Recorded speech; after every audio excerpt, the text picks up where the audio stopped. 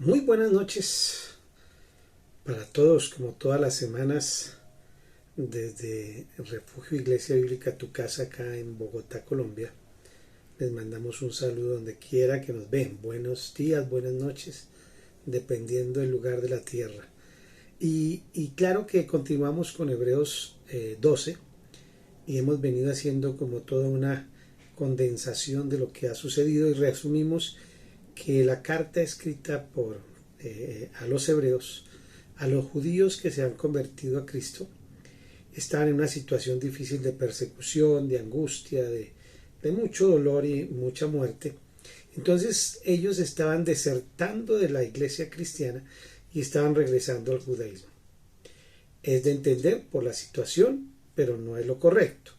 Por eso creemos que es Pablo el que escribe Hebreos, pero si no alguien muy cercano, como lo hemos dicho, envía esta carta para darles ánimo, a hacer una comparación de lo que tenemos ahora, que es la gracia, el regalo más grande de la salvación, de todo lo que hizo Jesucristo, comparándolo con el antiguo y el nuevo pacto. El antiguo pacto con Moisés, leyes, ordenanzas, castigo y todo lo que hay que hacer, y el nuevo pacto, un nuevo sacerdote, una nueva ley, que es la ley del amor, y todo cambia, ¿no? Las diferencias, siempre está mostrando las diferencias, está haciendo las comparaciones y muestra a Jesús como lo máximo que hay, como por encima de la naturaleza, por encima de los ángeles, por encima de Moisés, por encima de cualquier profeta, por encima de los apóstoles, bueno, por encima de todo. Es lo que está mostrando realmente el libro de Hebreos.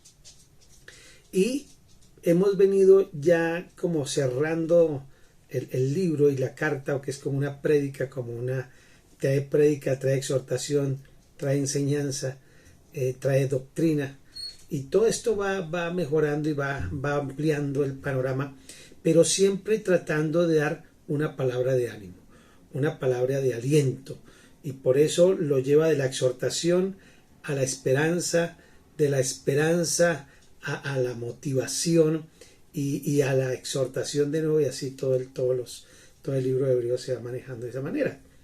Entonces pasamos por el capítulo 11, donde él está resumiendo que es por la fe es que logramos ese nuevo pacto, por la fe logramos las bendiciones, por la fe logramos la salvación, por la fe, y nos empieza a dar todo un resumen de héroes de la fe, ¿no? Desde allá comienza desde lo más antiguo del Génesis con Abel, y de ahí nos va trayendo, y todo ese resumen de los hombres de la fe viene a terminar realmente en Hebreos 12, del 1 al 4.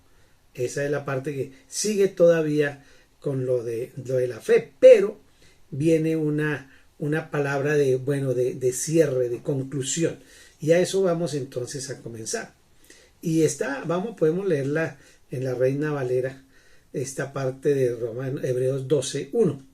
Y vamos a hablar aquí cómo es esa aplicación de todos esos ejemplos que vimos y que encontramos en Hebreos 11, sobre cómo mantenernos firmes en la fe, ya que tenemos ese regalo, y que muchos padecieron que ni lo merecíamos, y ellos se esforzaron para que ahora nosotros podamos tener esa ventaja. Nosotros en el Nuevo Testamento, y los cristianos tenemos la ventaja de que nosotros vimos y podemos tener la claridad histórica, bíblica y bueno, geográfica y todo, de que Jesús cumplió con todo lo que se mandaba, mientras que los del Antiguo Testamento no, incluso lo negaron y no quisieron aceptarlo. Entonces para nosotros se nos dio la revelación por medio del Espíritu Santo para poder entender eso. Para los del Antiguo Testamento no era tan fácil. Ok, entonces, y eso es a propósito para que pudiéramos entrar nosotros los gentiles, y cuando llegue el tiempo entonces entran ahora los judíos, pero de momento Dios lo permitió de esa manera. Y dice así el 12, continuando lo del 11, que son los héroes de la fe. ¿Qué es la fe? La fe es pues la certeza de lo que se espera, la convicción de lo que no se veía. Inicia el 11 y aquí no ha terminado porque en el 12 sigue hablando de la fe. Dice, por lo tanto, o sea, después de haber hablado de la fe de los héroes, ahora dice, por lo tanto, o concluimos, que quisiera decir, cuando encuentro un por lo tanto es, concluimos lo siguiente, nosotros también, hablando de la iglesia, de los que se han quedado, no de los que han desertado, teniendo en derredor nuestro tan grande nube de testigos, despojémonos de todo peso del pecado que nos asedia y corramos con paciencia la carrera que tenemos por delante. Muy bien, desmenucemos esto un poquito ahora, como vamos, esta es una forma expositiva. Entonces vamos a ir teniendo alrededor nuestro tan grande nube de testigos. Aquí en esta versión, dice, esta es la versión Nueva Traducción Viviente. Por lo tanto, ya que estamos rodeados por una enorme nube, una grande multitud, de testigos de la vida de la fe, quitémonos todo peso que nos impida correr, especialmente el pecado que tan fácilmente nos hace tropezar, y corramos con perseverancia la carrera que Dios nos ha puesto por delante. Versículo 1. Y vea todo lo que ya hay, pero me gusta esta versión porque es muy sencilla. Por lo tanto, ya que estamos rodeados por una enorme multitud de testigos de la vida de la fe. Está hablando cuáles son los testigos. Los testigos no son los del mundo, ni los testigos, no. Estos del capítulo 11, los héroes de la fe, ellos son los testigos. Es una gran multitud de personas, hombres fuertes, mujeres, que decidieron por la fe dar su vida, entregarse hasta morir, ¿no? Entonces, esa gran nube de testigos es como mirar hacia atrás y por eso no sé, como si pronto está usted en una carrera de los 100 metros o en un partido de fútbol, no sé, o en alguna competencia. Y hay una gran nube de testigos, mirando cómo lo hacemos nosotros, porque ellos ya estuvieron en el juego. Ya corrieron esa carrera, ahora se sientan a ver cómo la vamos a correr nosotros. Entonces ellos que ya corrieron, se sientan para mirar cómo lo hacemos nosotros. Esa gran multitud de testigos son todos los héroes de la fe que han pasado, no solamente los del Antiguo Testamento, nosotros ahora en este tiempo contamos con muchos más héroes de la fe. Personas que conquistaron África, fueron a la China, vinieron a Sudamérica, fueron a diferentes lugares, misioneros ingleses, holandeses, misioneros de Europa, misioneros de Estados Unidos y ahora misioneros que vienen de Corea, que enviamos de Colombia, que envían de Argentina, que envían de cualquier otro país que ahora ahí son héroes. Si ustedes miramos en la historia cristiana, la historia moderna, encontramos personas que han hecho cosas extraordinarias por amor a Cristo. Y no les interesa, no les importa si por ese deseo de llevar la buena noticia, el Evangelio, el nuevo pacto, la gracia, son asesinados, son escuartizados, son echados, son abusados, son desplazados. Esos son héroes de la fe también. Entonces, si tenemos esas personas que han hecho tanto, es una bendición ese ejemplo, pues nosotros lo que mínimo podemos hacer es correr esa carrera también de la fe, con dedicación. Entonces dice acá, ya que tenemos esa nube de testigos tan grande, entonces la idea es que esos héroes de la fe del pasado como espectadores, mientras vivimos vidas de fe, ha hecho a algunos pensar que en el cielo como que ellos nos miran. No, podría ser de esa manera, no sabemos, solamente lo sabe el Señor. Pero sea eso o no, lo que el escritor de Hebreos trata de darnos es ánimo y de darle ánimo a esas personas que estaban desertando. Pero debemos tomar eso para nosotros también. Nosotros debemos correr como si fuéramos para el cielo. Agradecidos porque Dios nos dio la salvación por medio de Jesucristo. Agradecidos porque nos da la vida, nos da la revelación. Agradecidos porque nadie hace eso por nadie. Solamente Jesús decidió, digamos, dejar el cielo, el trono, despojarse de su deidad para hacerse como uno de nosotros, para venir a salvarnos. Eso es un regalo maravilloso, porque nuestro único fin era el infierno, la muerte eterna. Entonces esos testigos viene de testimonio, dieron testimonio, y nosotros que somos testigos también damos testimonio de lo que el Señor ha hecho en nuestras vidas para ayudar a otros. Y despojémonos entonces, como ya tenemos esa nube de testigos que están mirando cómo estamos corriendo esa carrera de la fe, porque recuerde que la batalla de la fe es una batalla que es permanente y es diaria. No es una vez y ya, no. Es permanente y diaria. El enemigo va a atravesarse con situaciones, problemas, escasez, enfermedad, problemas familiares, de hogar, de pareja, todo, o de empresa, todo para que tú pierdas ¿qué? Tu fe. A él le interesa, si es por medio de las peleas, las finanzas, el ministerio, a él no le importa eso. Cualquier cosa esa la usa para que tú reniegues del amor de Dios, del amor de su Hijo y de la salvación por gracia, para que tú creas que eso no fue, para que dudes. La batalla en la fe es permanente, por eso es tan importante Hebreos y este capítulo que hemos visto anterior y este que viene. Entonces, dice que nos despojemos de todo peso de pecado. ¿Por qué? Porque el pecado nos lo va a usar el enemigo para llevarnos a dudar de la fe. El pecado puede evitar que avancemos, pero también hay otras cosas que no son pecado, pero traen peso, ¿no? Todas las situaciones de salud, las situaciones de problemas económicos, lo que sea. Entonces, cada decisión que tomamos, no siempre acertamos en lo correcto, sino que entre uno toma una decisión y otra puede equivocarse, y eso también es una forma de despojarnos de toda esa carga, de esa acusación, de ese sentimiento de culpa. Debemos irnos despejando porque Cristo ya pagó. Entonces vamos despejándonos, y dice aquí que soltemos eso, debemos soltarlo porque eso nos impide caminar, que nos asedia, nos atrapa, nos quiere como impedir, ¿cierto?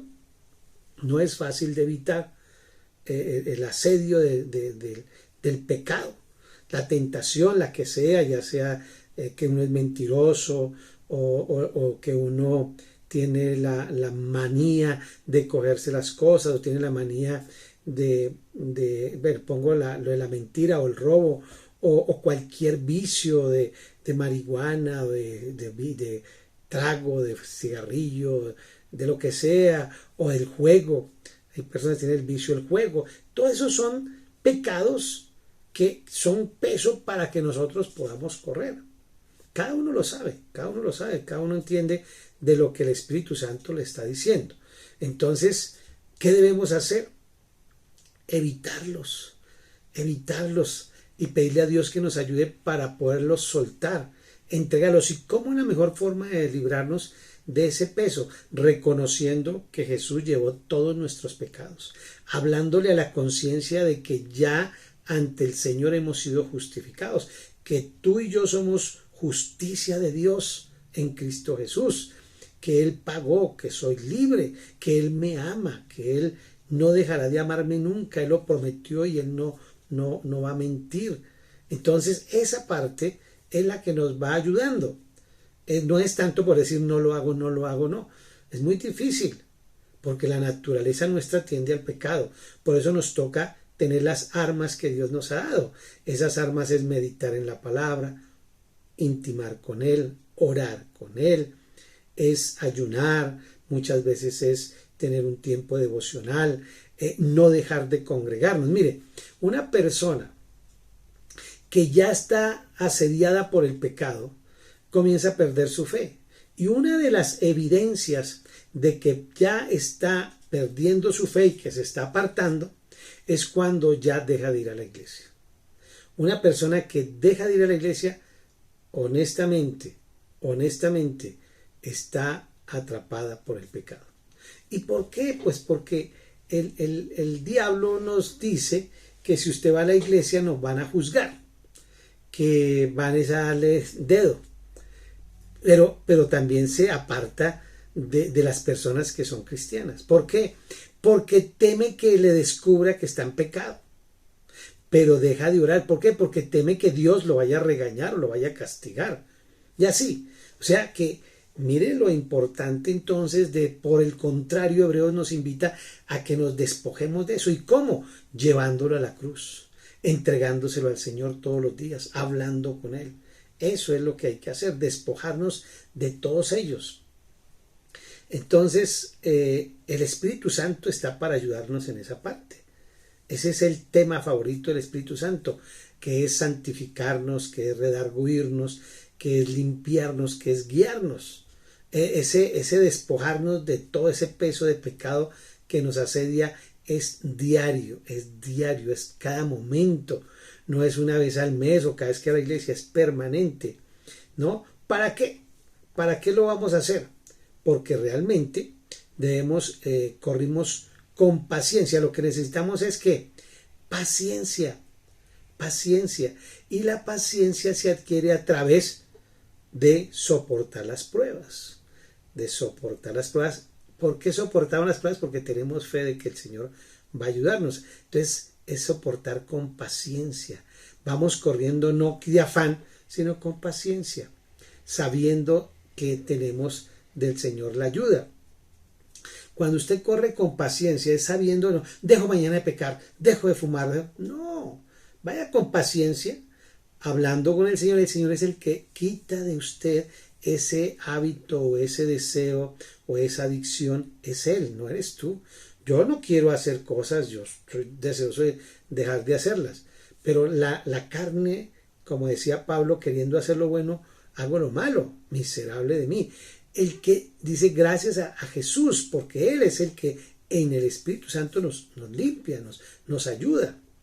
Eso es, esa carrera hay que correrla con esfuerzo, con compromiso, con no solamente el deseo, sino la determinación de que quiero dejar eso y lo estoy entregando al Señor.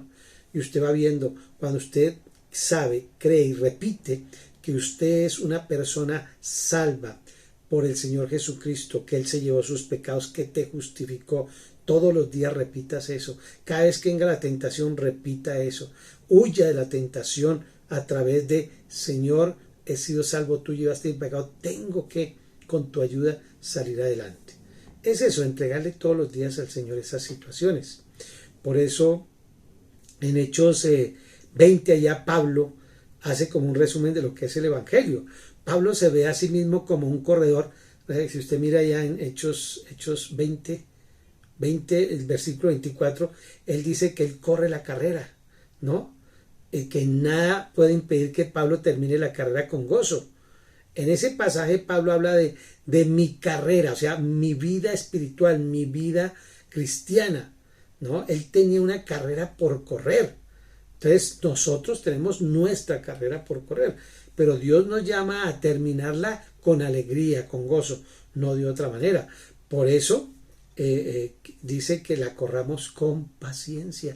Van a haber situaciones, van a haber angustias, en el mundo vamos a tener aflicción. Es una carrera y están los espectadores que son Pablo, está allá Juan, está allá vamos a hablar que está Timoteo y del Antiguo Testamento, está Abraham, está Isaías, está todos ellos, el rey David, ¿cierto? Salomón y todos los héroes de la fe están mirando cómo lo hacemos para ellos gloriarse también.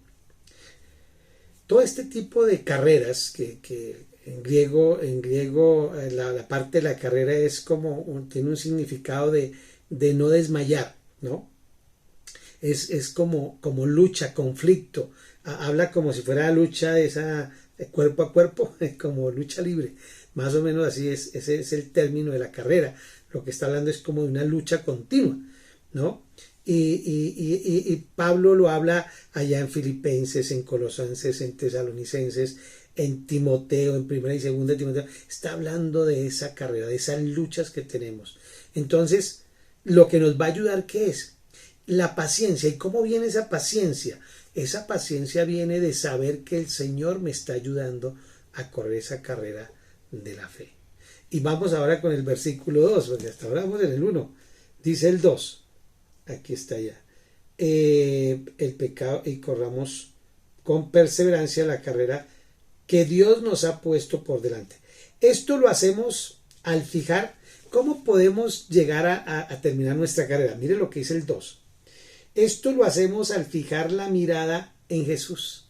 ¿Dónde debemos poner nuestra mirada cada vez que venga la lucha, las enfermedades, las dificultades, la escasez, que hablen mal de nosotros, que nos demanden? ¿Dónde ponemos nuestra mirada? En Jesús. ¿Y por qué en Jesús? Vamos a ver. ¿Por qué en Jesús? ¿Por qué? El campeón. Él es el campeón. Él ya vivió todo esto. Él lo padeció, él lo sufrió, él lo vituperaron. Él le tocó padecer todo esto. Y se mantuvo firme en la fe. ¿En la fe de qué? En la fe del mismo. Porque mire, ya le digo acá por qué. Dice, esto lo hacemos al fijar la mirada en Jesús, el campeón que inicia y perfecciona nuestra fe. Aquí en la Reina Valera dice el autor y consumador de la fe, en el cual por el gozo puesto delante de él sufrió la cruz, menospreciado el oprobio, y se sentó a la diestra del Dios Todopoderoso. Esto que es el ejemplo máximo. Ya tenemos el de Abraham, el de Moisés, tenemos ejemplos que nos da la Biblia de todos los héroes de la fe, pero aquí Hebreos nos lleva a la culminación, al máximo ejemplo de fe. ¿Y quién es? Jesús. Jesús es el autor. La palabra autor, como lo traduce acá, este es, al fijar la mirada, el campeón, el autor, ¿no? El iniciador, el que inicia, el que perfecciona nuestra fe, el iniciador, el que se inventó la fe, el creador, el diseñador, ¿no? El compositor de la fe.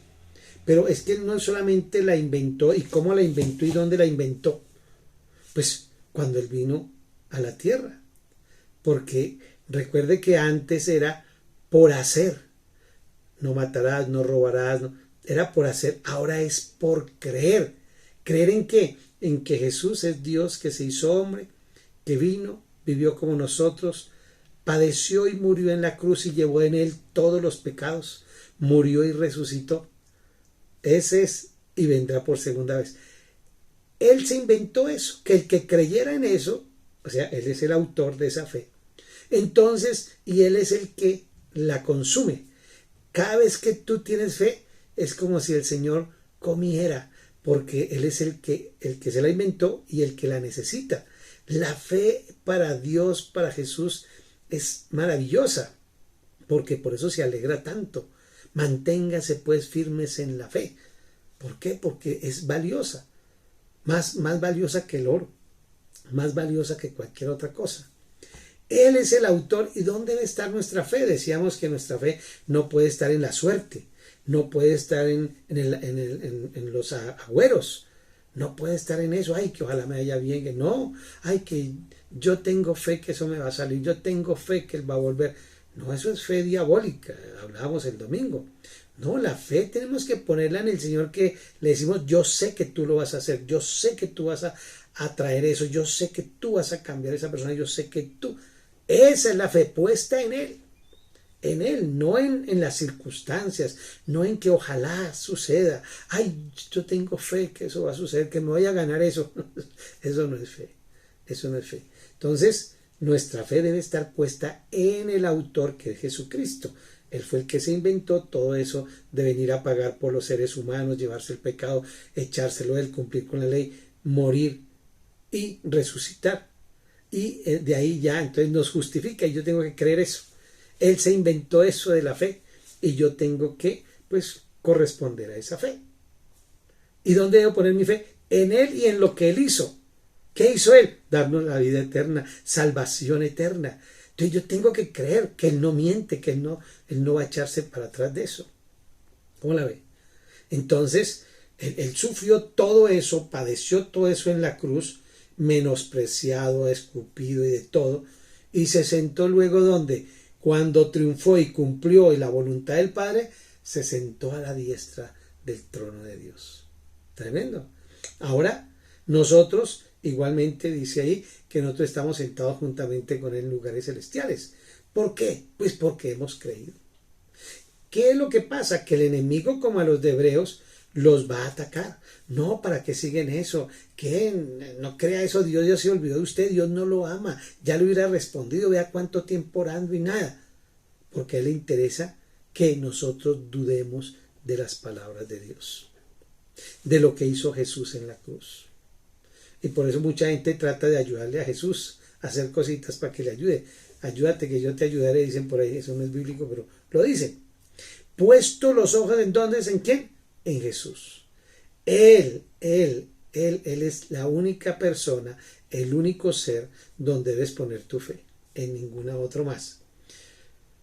Ahora, el autor y consumador, ya lo hemos explicado, ¿cierto? Que Jesús no solamente es el que se inventó lo de la fe, sino también es la idea de que comenzó en nosotros esa buena obra, la culminará. Él es el que la va a terminar. Él es el que pone en ti el querer como el hacer. La buena obra que comenzó, la terminará, la perfeccionará hasta el día de Jesucristo. Eso está en Filipenses 1:6. En verdad es reconfortante saber eso, de que no nos podemos desanimar, porque en Él, imagínense si la fe estuviera puesta en una cosa, pues ahí se perdería. Si la fe nuestra estuviera en una persona, se perdería. Nuestra fe no tendría valor. Si yo la pongo en un banco, si yo la pongo en una iglesia, la pongo en un pastor, pues se muere el pastor y se acaba la iglesia, se acaba. Pero si la pongo en Jesús, nunca se acaba. Por eso decía el Señor a los discípulos, si tuvieran fe como un granito de mostaza, no necesitamos mucha. Un poquito, puesta donde es poderosa, es boom, suficiente para echar demonios, para decir a las potestades que se vayan, decirle a la enfermedad que se vaya, decirle a la escasez que se vaya, decirle a la incredulidad que se vaya. Eso es, así es, ¿cierto? El cual por el gozo puesto delante de él. Mire, eso tiene que ver con el amor con que Jesús hizo todas las cosas para el Padre y por nosotros. Él lo hizo con gozo. Claro, sufrió, no se rió de eso, pero en el fondo tenía gozo porque estaba derrotando a Satanás, derrotando al pecado y derrotando la muerte. Y dándonos, entonces, por medio de eso tenía gozo porque nos daba vida eterna. Lo que en el Edén habíamos perdido con Adán y Eva por haberle hecho caso a Satanás, perdimos eso. Ahora el Señor tenía gozo porque a través de ese sacrificio, de ese dolor, de ese sufrimiento, que uno muchas veces no entiende, pero Señor, ¿por qué tengo que sufrir tanto? ¿Por qué tengo que padecer? ¿Por qué tengo que esperar tanto la respuesta? Bueno, ya hay que esperarla con gozo, porque eso que el enemigo hace contra ti, que ya vamos a ver más adelante, Dios lo usa para bien, ¿ok? Entonces, y luego entonces termina diciendo que se sentó a la diestra. Ahora viene otra parte que es considerando entonces ahora a ese autor y consumador de la fe. Mire que todo el libro de Hebreos se trata de Jesús, de exaltarlo en lo máximo. Aquí está comparando la ley con la fe, la ley con la fe. Y entonces nos está diciendo es mejor por la fe, porque por la fe usted no tiene sino que creer, y el cambio lo hace el Señor en nosotros. En la antigüedad, en el antiguo pacto, usted tenía que hacer, y si no hacía y se equivocaba en uno solo, era como equivocarse en todos, perdía el año. Entonces, considerando aquel que sufrió tal contradicción de pecadores contra sí mismo, para que vuestro ánimo no se canse hasta desmayar, porque aún no habéis resistido hasta la sangre, combatiendo contra el pecado. Y nos está hablando acá de lo que ha tenido que sufrir todos estos héroes de la fe, que tuvieron que sufrir aún muerte. Pero nos habla del héroe de la fe, que es Jesucristo, que Él padeció. Y aún nosotros no hemos sufrido lo que sufrió Jesús. De pronto pasamos por un momento duro de escasez, por una enfermedad terrible, hasta terminal. Pero es que lo que padeció el Señor Jesús llevándose todo el pecado de todo el mundo no fue cualquier cosa, ¿cierto? Porque Él no había cometido ningún pecado. Entonces, estos judíos cristianos que estaban desertando estaban muy desanimados, estaban siendo perseguidos y su economía iba para el piso y los querían matar y bueno, todo ese tipo de cosas. Entonces, pero ¿sabe qué? Todavía no habían derramado sangre, estaban siendo como acosados y tal, pero no, el que se entregaba a morir, moría contento, se dejaba, por decirlo así, matar por Jesús, por su Señor. Entonces, de verdad que muchas veces debemos traer esto a memoria. Si parece que estuviéramos pasando una situación difícil, es verdad, pero recuerde lo que dice el mismo Señor a través de Pablo, que ninguna prueba puede ser más allá de lo que tú puedas resistir. Crea, por difícil que parezca, por terrible que parezca, el Señor está contigo ahí para que tú puedas resistir y pasarla. Él te acompaña en esa prueba. Él dice que aunque ande en valle de sombra y de muerte, no temerás porque Él estará contigo.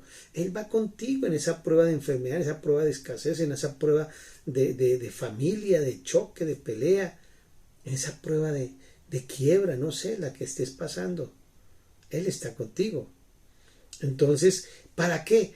Para que vuestro ánimo no se canse hasta desmayar. Que tú puedas decir, no, si Jesús lo hizo por mí, ¿por qué no puedo sufrir un poquito? ¿Por qué no puedo padecer algo? Y de esa manera, pues como degustar un poquito lo que el Señor sufrió.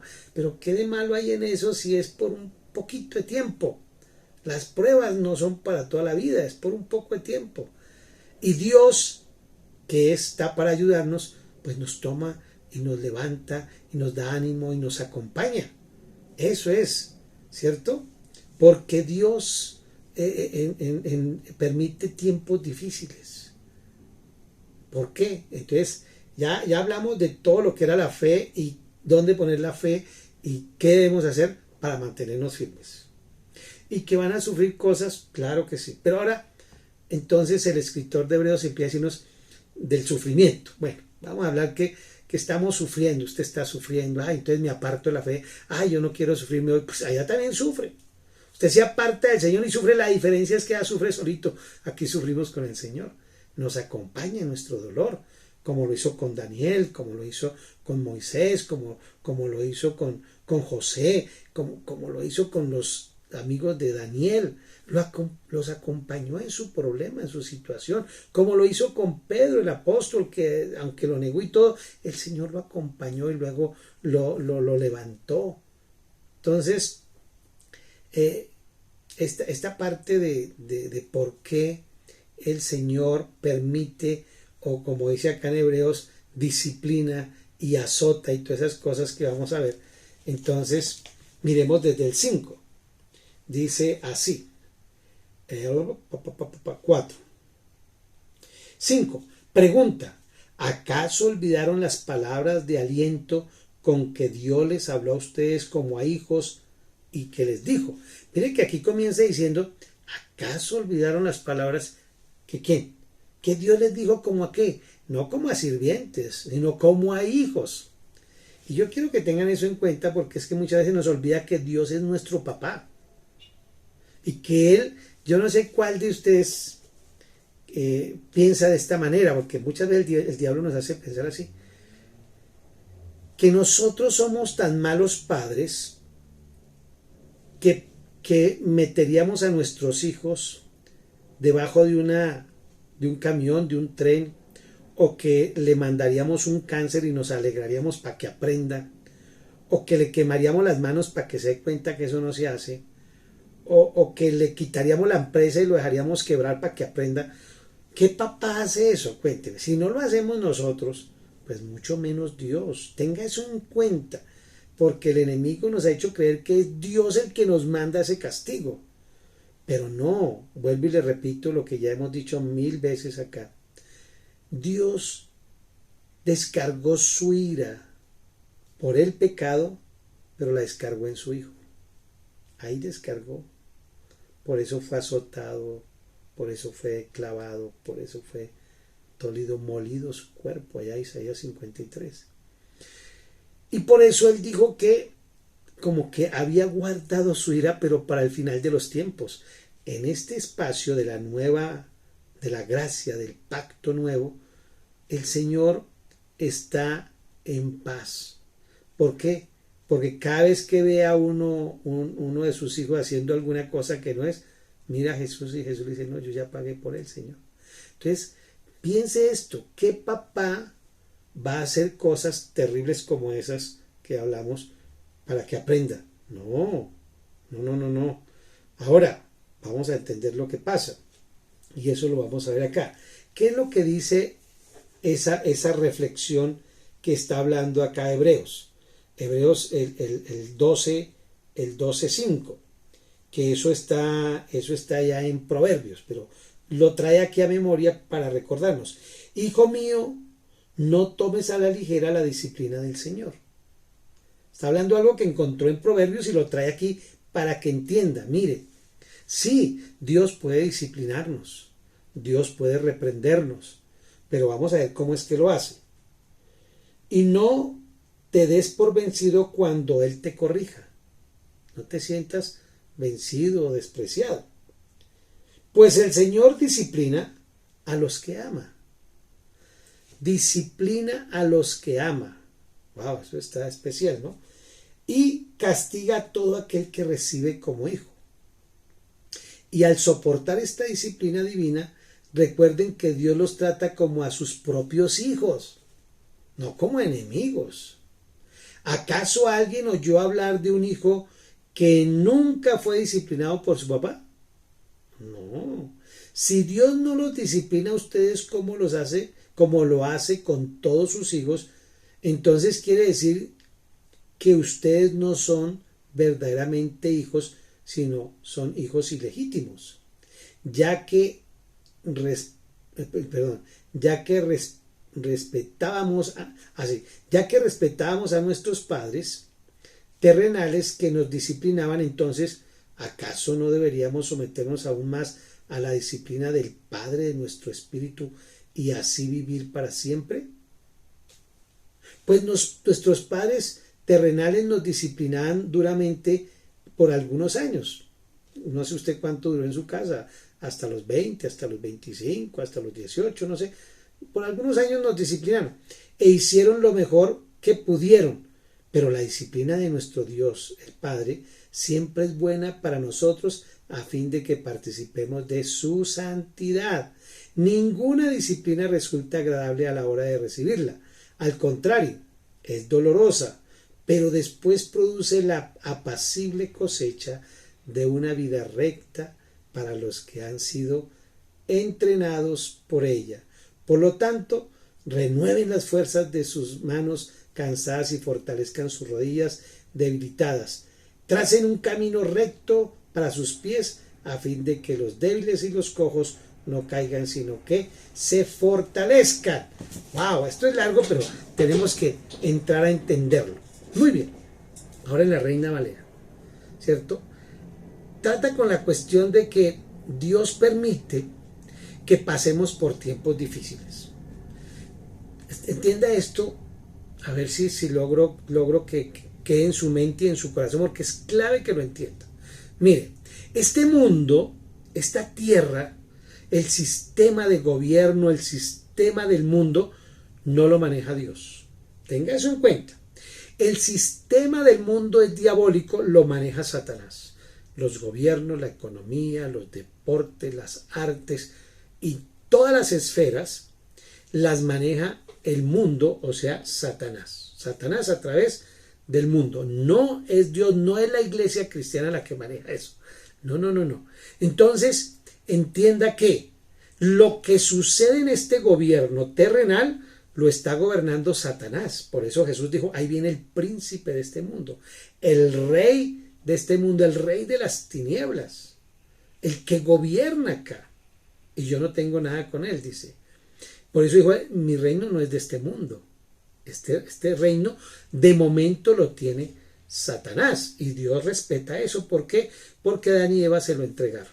Entonces, teniendo eso como base, lo que ocurre en el mundo, las desgracias, las enfermedades, las quiebras, los accidentes, todo lo que sucede es a causa del pecado y de que el que maneja el sistema es el mundo. Por medio del mundo Satanás gobierna. Eso es claro. O sea, usted lo tiene claro y ya sabe que lo que pasa no fue porque Dios lo mandó, es porque el sistema del pecado que hay en el mundo ocasiona muerte, enfermedad, ruina, escasez, peleas, violaciones, abuso, maltrato, guerras. Eso es parte del sistema del mundo caído.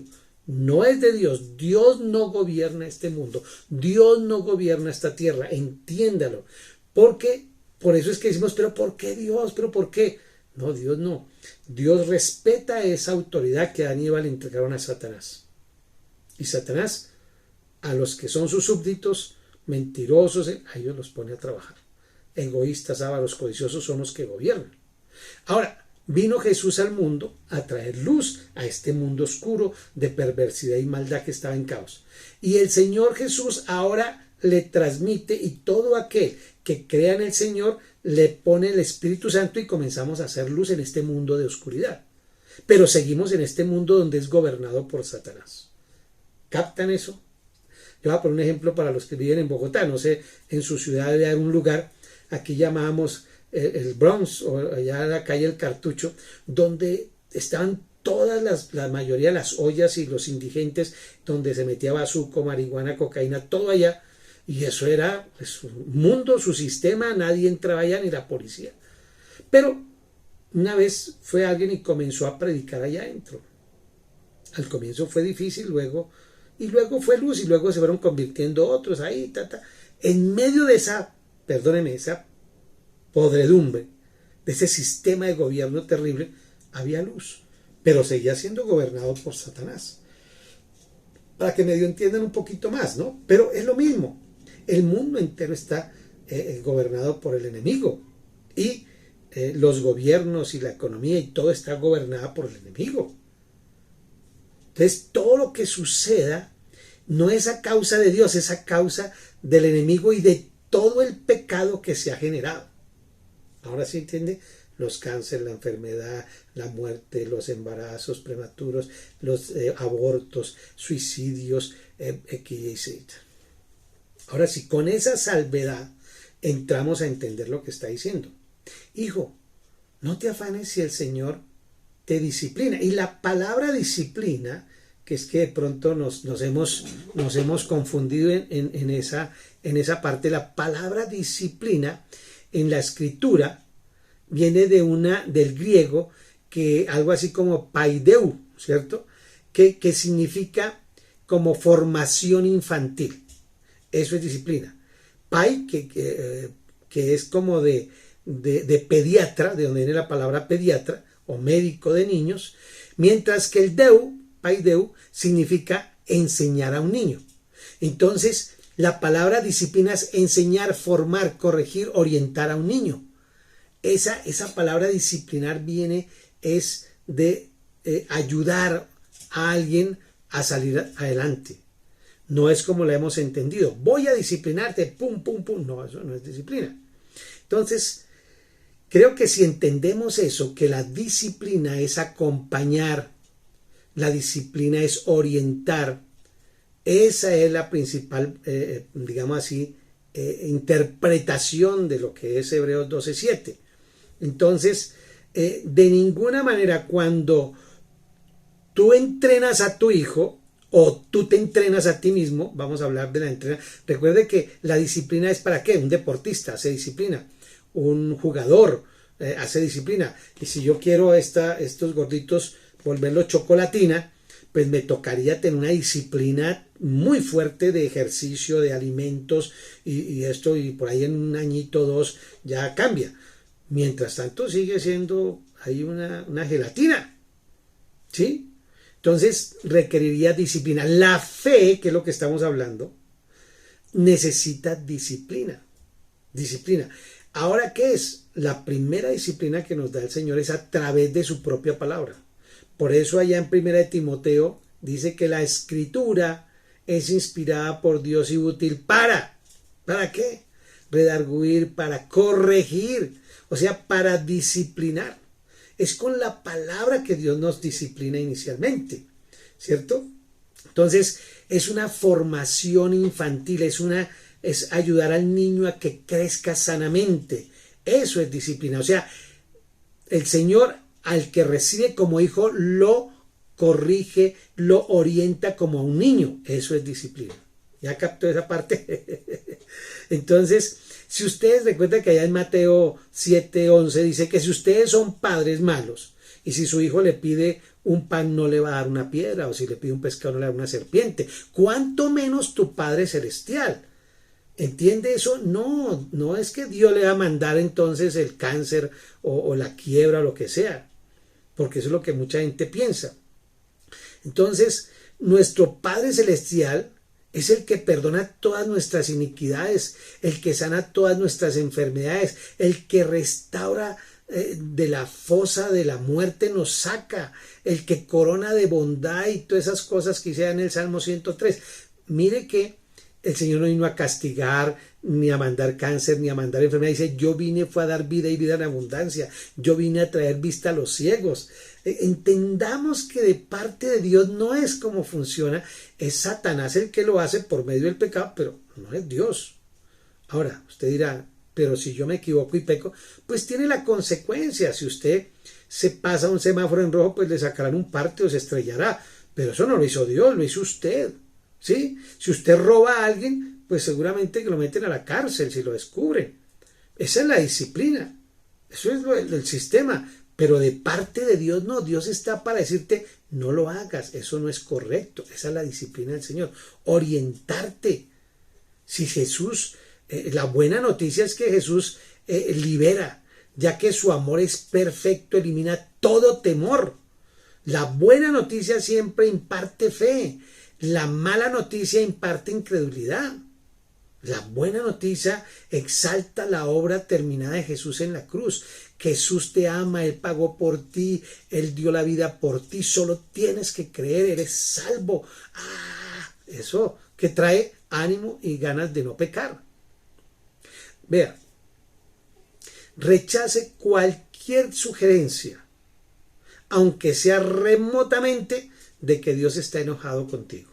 Eso hay que rechazarlo de tajo. Toda persona que cree que Dios está enojado con él, quiere decir que Jesús no pagó en la cruz por sus pecados, por sus errores. No, no, de ninguna manera. Nuestro Padre está lleno de gracia y misericordia y quiere que nosotros estemos saludables, tengamos provisión, vivamos protegidos de todo mal. Comencemos a esperar buenos regalos de Dios. Por el contrario, es el que nos saca del hoyo, de la enfermedad, de la quiebra, del problema, de la maldición, de la brujería, de la hechicería. Él es el que nos saca. Él no nos mandó eso. Recuerda que Jesús dijo, ¿cómo pueden decir ustedes, hipócritas, fariseos, yo le agrego asquerosos, que piensan que yo soy Satanás y que yo mismo he hecho a Satanás de Satanás? No, el Dios fue a liberar a las personas de los demonios. Y yo he hecho los demonios por el poder del Espíritu, dijo ahí, por el dedo del Espíritu. ¿Captan eso?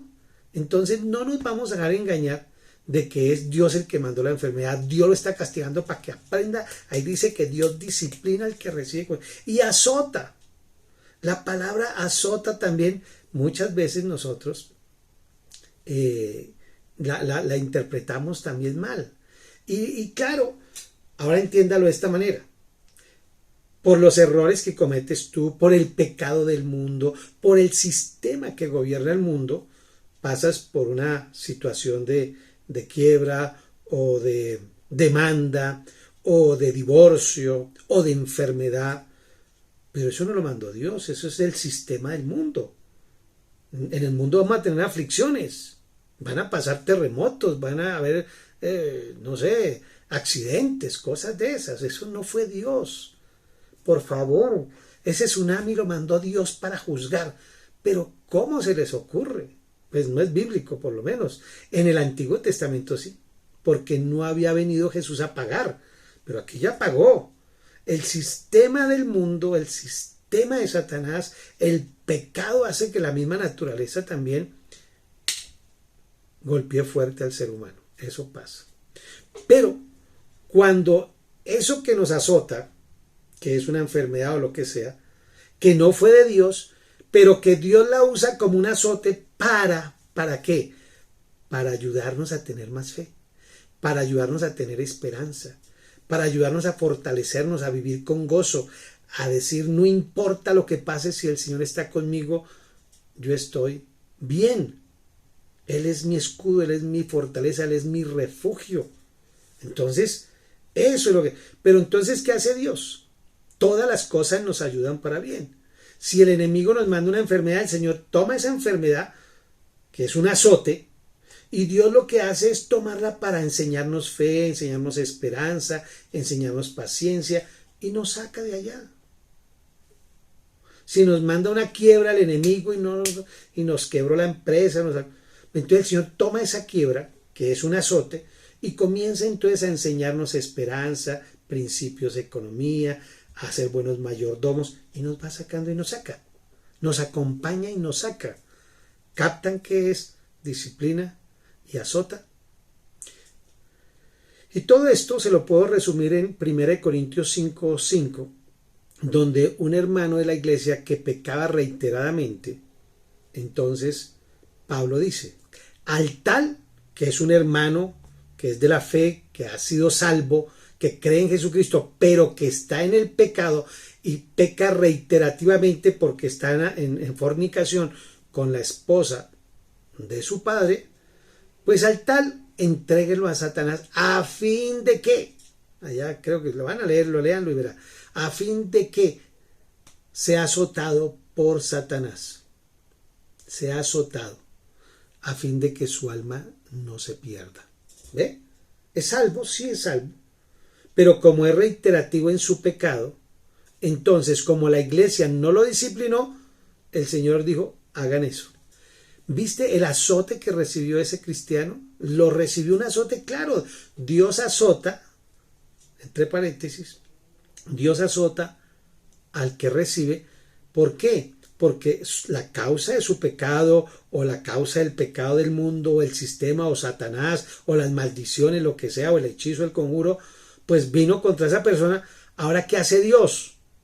Pues aprovecha ese azote de Satanás para pulirlo, para que valore la fe, valore la salvación, valore ese pacto que es por gracia, que es por amor. No sé si eso quedó claro. Si no, pues entonces vuelva a escuchar el video con calmita. Entonces esa exhortación que como a hijos se nos ha dado, ¿cierto? Y la disciplina como una señal de que somos hijos es importante. Porque yo no voy a castigar al hijo de mi vecina. Si a mí me ponen a cuidar dos niños, ay, mira, cuídeme a mis dos hijos, pues yo les echo ojo. Pero si hacen algún daño, yo no los puedo castigar. Yo le digo a la mamá, mira, ahí se portaron mal. Pero si con ellos está mi hijo y hace una cosa, yo lo llamo y pao, no, venga para acá, lo corrijo. Digo, no, señor, eso no se hace. No, señor, eso no se le pega a los niños o no se toman las cosas que no son tuyas. Y lo corrijo. Lo disciplino. Y le empiezo a enseñar qué es disciplina, algo que se hace repetidamente. Y le empiezo a enseñar bondad, generosidad, amor, perdón, lo que sea, para que ejercite su fe. Y si necesita corrección, se la doy también. ¿Cierto? Necesita corrección, o sea, azote. Como llaman en el Antiguo Testamento, la varita. La varita. Entonces, eso de ser hijos hay que entenderlo. Hay que entenderlo. Eso es como, voy a poner un ejemplo feo. Usted tiene un hijo en la cárcel. Y en la cárcel pues tienen sus azotes, tienen sus disciplinas, tienen sus castigos. Y usted como padre, usted va a visitarlo a la cárcel. Y usted pues le toca acompañarlo y llevarle pronto mercadito, y si lo cortaron pues llevarle curitas y el médico y tal. Pero ese está en el sistema de la cárcel. Usted no puede llegar allá, no me lo toquen a mi hijo. No, tiene que legalmente sacarlo. Y es lo que hace el Señor con nosotros. Legalmente, Él nos saca de esa maldición, porque dice, mi hijo ya pagó. Legalmente nos saca esa enfermedad, dice, mi hijo llevó toda enfermedad. Legalmente nos saca. No es porque, ay, saquemos a mi hijo allá. No, Él lo hace todo legalmente porque en este sistema que gobierna Satanás, Él tiene que hacerlo legalmente. No es fácil, yo sé. Pero la disciplina de Dios es superior a la de nuestros padres, a la que hicieron nuestros padres con nosotros, ¿cierto? Y vea el resultado de la disciplina, es más que el proceso de disciplina va más allá. Nuestro Señor nos disciplina con amor para fortalecernos en la fe y poder tener esperanza de que va a venir por nosotros. Nuestros padres nos disciplinan o el gobierno nos disciplina, pero realmente no hay ninguna esperanza. Seguramente volverá a salir, pero no hay nada más. Los que entran a la cárcel salen más malos. El papá que le pega mucho a su hijo se vuelve más rebelde. ¿No? ¿Por qué? Porque no hay un propósito. No hay un propósito. Entonces, la parte de que es verdad que ninguna disciplina de la presente parece ser causa de gozo, sino de tristeza, pero después da fruto apacible de justicia a los que en ella han sido, ¿qué? Ejercitados. Paciencia, gozo, porque en ella fuimos, ¿qué? Ejercitados. Entonces, levántense, ¿no? Levanten las manos caídas y las rodillas paralizadas. Y dice, ¿por qué? Para que el cojo no se salga del camino, sino que sea sano.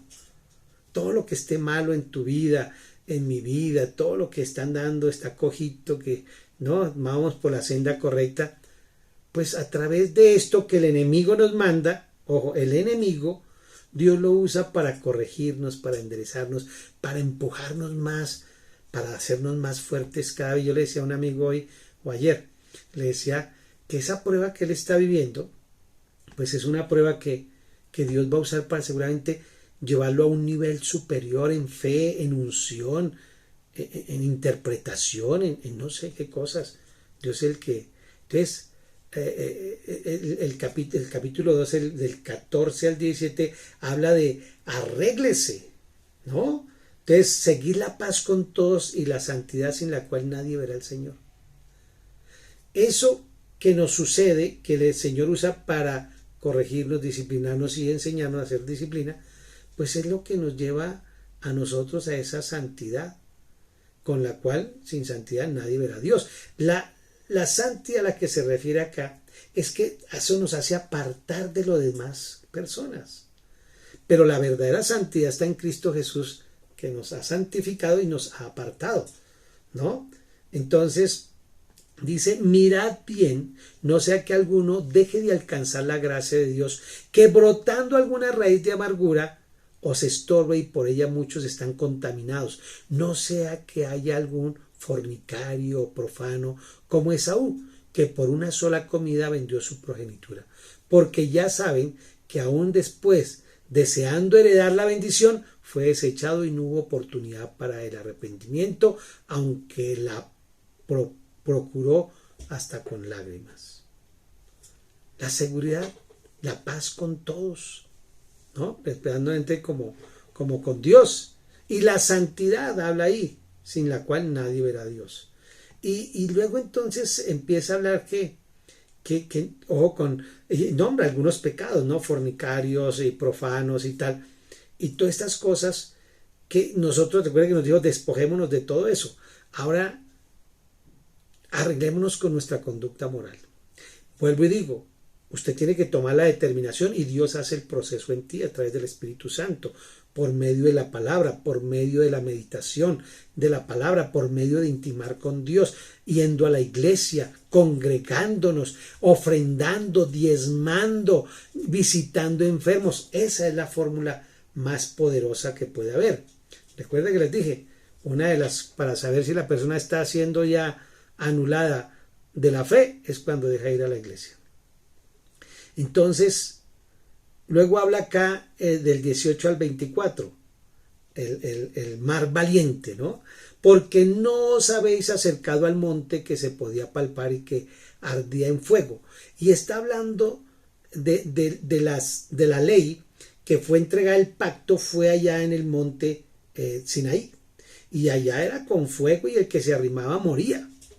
No nos estamos acercando a ese monte donde era con ley y era con fuego y era con golpe. Aquí no. Aquí por el contrario. Nos estamos acercando al monte de Sión, a la ciudad de Dios vivo, a la Jerusalén celestial, a la compañía de muchos millares de ángeles, a la congregación de los primogénitos que están inscritos en el cielo. Entonces, entienda bien esto. La ley era con castigo y muerte y esa vez murieron 3,000. La gracia vino en Pentecostés y Pedro predicó y se convirtieron 3,000. Mire la diferencia, ya murieron y aquí fueron salvos 3,000. Porque no sabéis, no nos hemos acercado al monte ese que solamente traía fuego y dolor. Nos hemos acercado al monte de la gracia. Eso es hermoso. Eso es lo que nosotros... Hay unas comparaciones entre esos dos montes, monte Sinaí y el monte Jerusalén. Entonces ese pacto que se selló allá en la cruz cuando el Señor murió y que luego en Pentecostés con el derramamiento del Espíritu Santo vino y se confirmó, ese es el monte. Ahí es donde debemos acercarnos al monte de Sión, a la ciudad santa, a la Jerusalén celestial, al Cristo resucitado. Eso es, ¿no? Y esa sangre rociada que habla mejor que la de Abel, ¿no? Porque la sangre de Abel, que aunque grita y clama, está bien, pero la sangre de Cristo grita y clama. Esta sangre pagó por todos. Esta sangre justificó a todo el que ha creído en Jesucristo. Y tú debes declarar, yo soy justicia de Dios. Cristo Jesús pagó por mí y ante Dios no debo nada. Dios me ama y nunca jamás me haría daño porque Él es mi Padre amado. Eso es solamente todo dolor y todo castigo y toda esa disciplina, eso viene de Satanás. Y Dios lo usa para ayudarlo a sus santos. ¿Lo entienden? Entonces tengamos cuidado. Mira que no desechemos al que habla, porque si no escaparon aquellos que desecharon al que los amonestaba en la tierra, mucho menos nosotros si desechamos al que amonesta desde los cielos, la voz del cual conmovió entonces la tierra. Recuerde, él vino, conmovió, tal. Ahora nosotros, ¿cómo vamos a desechar esta regalo de Dios que es por gracia, que es por amor? Allá era por golpe, fuego y todo, y muerte. Aquí es por amor. ¿Cómo vamos a desechar esto tan grande? ¿Cómo vamos a tirarlo? ¿Cómo vamos a desperdiciar esta salvación tan hermosa? Esta fe tan genuina y tan grande.